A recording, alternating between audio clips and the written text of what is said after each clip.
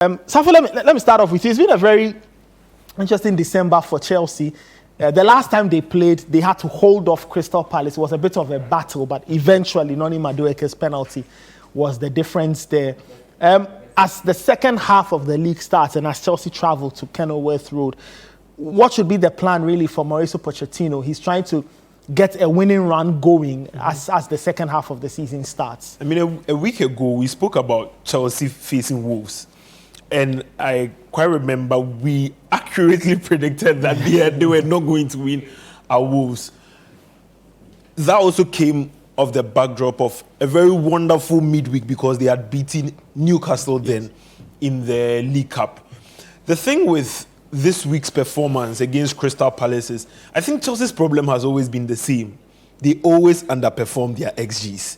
Their expected goals, their front line is not firing. And with the addition of Nkunku this week, you could see this gulf of difference in the quality of the attackers Chelsea as a football club possesses.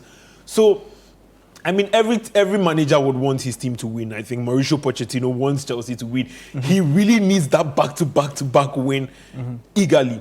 But the problem is the venue they are going to.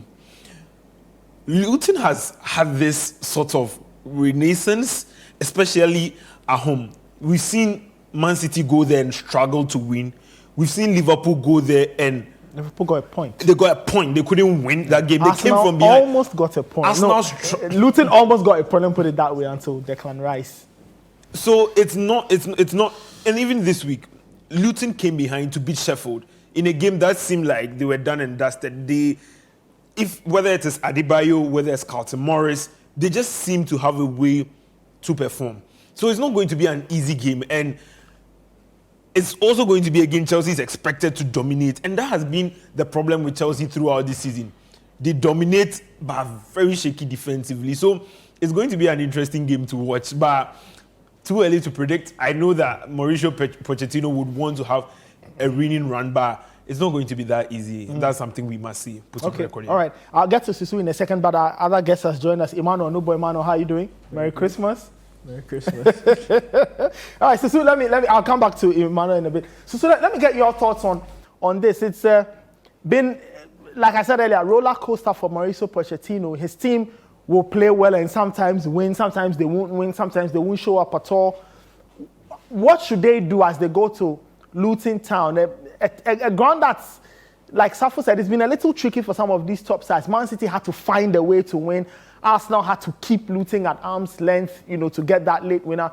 For Chelsea, how do you think this game will play out as they start the second half of the season?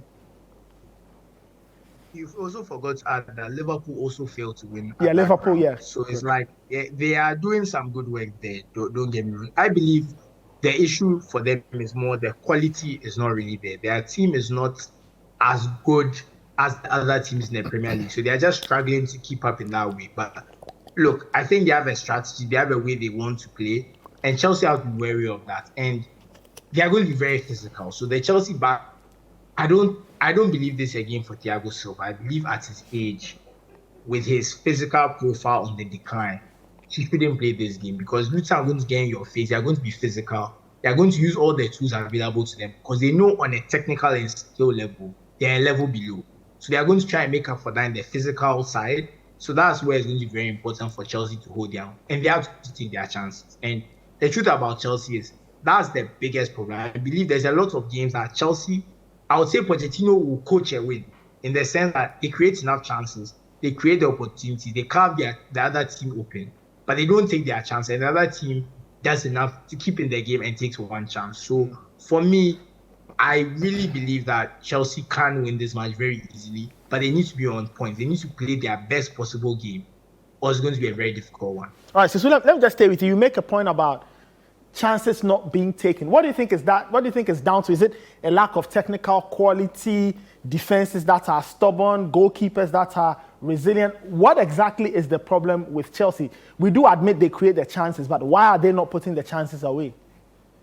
I don't like to single out a player, but Nicholas Jackson is the biggest example of this because Nicholas Jackson has got 6 goals, I believe.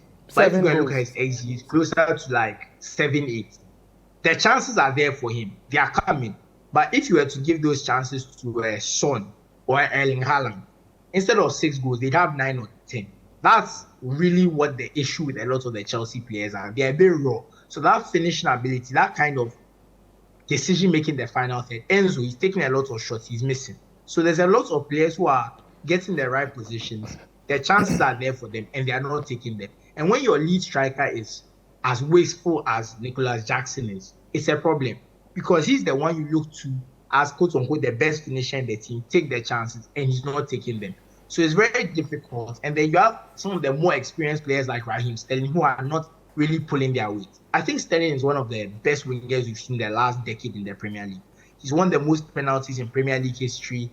If you look at him, there's how many seasons where he scored 10 goals consecutively. There was a long streak of that. Yeah. So he's a very good winger. But since he came to Chelsea, we've not seen the Sterling that was one of the best players in the Premier League. And that, again, is part of the problem. So young players who are struggling to kind of find their feet, experienced players who are either on the decline or not performing. So it's a recipe for disaster. So they just need to take their chances, which is easy to say in principle, but as we can see, it's easier said than done, because you can see other players like Rasmus Højlund having a similar problem where you are young, the chances are coming, if you're not taking them, then your confidence starts to move.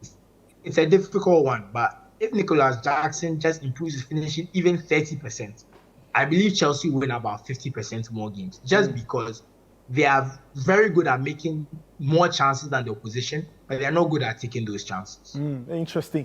Mauricio Pochettino, he's got work on his hands as Chelsea take on Luton Town at Kenilworth Road. We'll see. Very exciting game on paper.